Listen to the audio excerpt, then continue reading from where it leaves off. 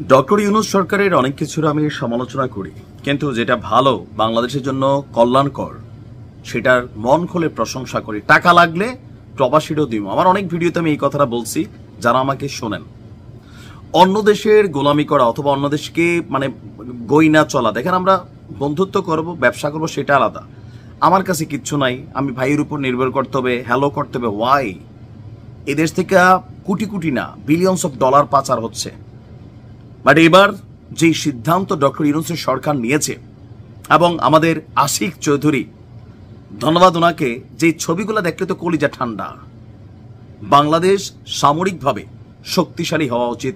আপনি উত্তর কোরিয়ারে দেখেন, ছোট্ট একটা দেশ, সারা পৃথিবীরে না চায়, কেউ টাচ করার সাহস পায় না। কেন?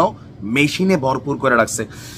কথা বলছি যে এই মুহূর্তে সোশ্যাল মিডিয়াতে ভাইরাল আমাদের আশিক চৌধুরী, বিডার চেয়ারম্যান, তার তুরস্কের সফর এবং এমকেইর সাথে, তুরস্কের সামরিক কোম্পানি এমকেইর সাথে যে প্রতিরক্ষা চুক্তি হয়েছে। আসুন দেখি ছবিগুলো, দেখি আর ঘটনা কি। সম্প্রতি আপনার আশিক চৌধুরী তুরস্ক সফরে গিয়েছিলেন, তো সেখানে তিনি তুরস্কের প্রতিরক্ষা শিল্প কোম্পানি এমকেই পরিদর্শন করেন। এই সফরের উদ্দেশ্য ছিল বাংলাদেশ এবং তুরস্কের মধ্যে প্রতিরক্ষা শিল্পে সহযোগিতা বাড়ানো এবং একটি গুরুত্বপূর্ণ চুক্তি স্বাক্ষর করা। এই প্রতিবেদনে আমরা যতটুকু বিষয় আপনাদের সামনে নিয়ে আসছি, যে তিনি সেখানে সফরের সময় বিভিন্ন আধুনিক অস্ত্র, সামরিক যন্ত্রাংশ, তারপর হচ্ছে যে বিভিন্ন ছবিতে দেখছেন নানান ধরনের জিনিসপত্র তিনি দেখছিলেন। আর এই সফরে বাংলাদেশ এবং তুরস্কের মধ্যে একটি চুক্তি স্বাক্ষরিত হয়েছে। বলা হচ্ছে যার মূল ফোকাস বাংলাদেশে নতুন গোলাবারুদ এবং সামরিক যানবাহন উৎপাদন কারখানা স্থাপন। এটা খুবই গুরুত্বপূর্ণ। ভাল লাগছে, কঠিন ভাল লাগছে, ভাল লাগলে শেয়ার করেন। চুক্তিটি প্রযুক্তি স্থানান্তর এবং যৌথ উৎপাদনের উপর ভিত্তি করে, যা বাংলাদেশের প্রতিরক্ষা খাতে স্বনির্ভরতা বাড়াতে সহায়তা করে। এটি বাংলাদেশের সশস্ত্র বাহিনীর মিশন 2030 এর অংশ হিসাবে বিবেচিত হচ্ছে। বাংলাদেশের সামরিক ক্ষমতাকে আধুনিকরণ এবং বিস্তারের আরো পরিকল্পনা রয়েছে।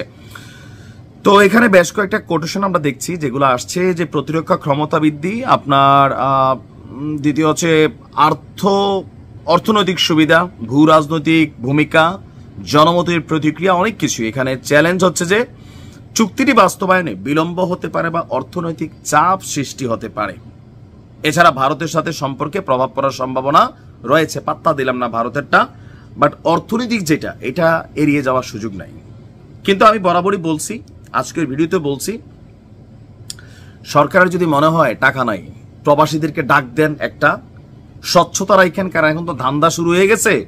ওই এক এক উপদেষ্টার পিএসএর যে ঘটনা, ইমান আমাদেরও হারাই গেছি।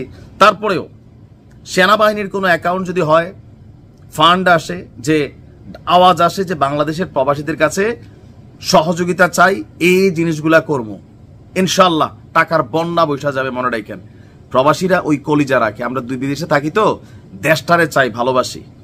ওই মিয়ানমারের দিক দিয়ে আরাকান আর্মি গুতা দেয়, সীমান্তের মধ্যে বিএসএফ গুতা দেয়। ভাই, এই গুতাগুতি আর ভাল লাগে না।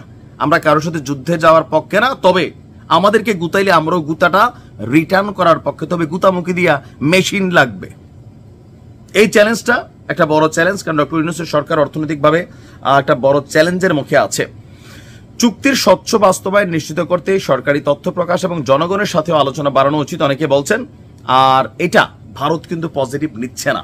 অলরেডি আপনারা দেখছেন যে শিলিগুড়ি করিডোরে যুদ্ধের প্রস্তুতির মতন রাফাল যুদ্ধ বিমান, রাশিয়ার তৈরি S-400 000 মতন অত্যাধুনিক প্রযুক্তির আকাশ প্রতিরক্ষা সিস্টেম বাংলাদেশকে টেনশন করে নিয়ে এখানে বসানো হচ্ছে।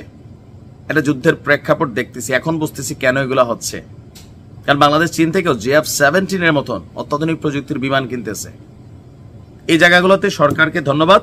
আরো অনেক দূর সামরিক খাতকে আগায় নিতে হবে। ভালো থাকুন।